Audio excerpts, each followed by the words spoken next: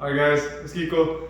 A lot of people have been requesting me to make a video on how to punch, how to move around, footwork, but I'm going to start with the basics, I'm going to start with the stance. This is how I was taught from a young age. You can take it for what you want, you can leave it, you can take some parts, you can leave some parts, it's up to you. This is how I was taught, so I'm going to explain to you guys. You're going to start just standing normally. You can take a comfortable step back. I'm right-handed, so I'm going to do it with the right. This is for orthodox. If you're southpaw, just flip everything I'm saying. So just flip it. If I say right, do the left. Okay? So just take a comfortable step back with the right leg. Not too long, not too short. Just comfortable step back. Okay?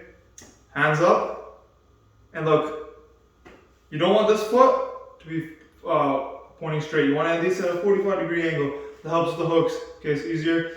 And this back foot, you don't want to be flat. You want to have it elevated here, like this. Back foot elevated always. Easier on the right hand. If my foot was flat and I was throwing right hand and I was to pivot, it'd be hard for me to pivot, okay? That's why we on the ball of the foot. Easier to pivot. Okay? So comfortable step back, hands up. And another thing, you don't want to be standing square, because if you're square, your whole body here is open. What you want to do is turn about 45 degrees. Don't turn completely sideways.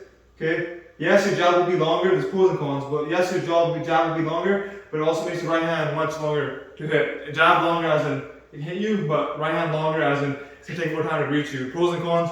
I don't like being completely sideways. The more advanced you get, the more you can switch your stance. You can be more sideways, you can be more square, like Tyson, but I'm just showing you guys the basics. So just 45 degrees, normal. Hands up, elbows in your hip sockets here. Hands up, about cheek level, your gloves will come, your gloves will be higher, so they'll come up to your eyebrows about, right? You want to turn, and also you don't want to be straight up, you don't want your legs straight.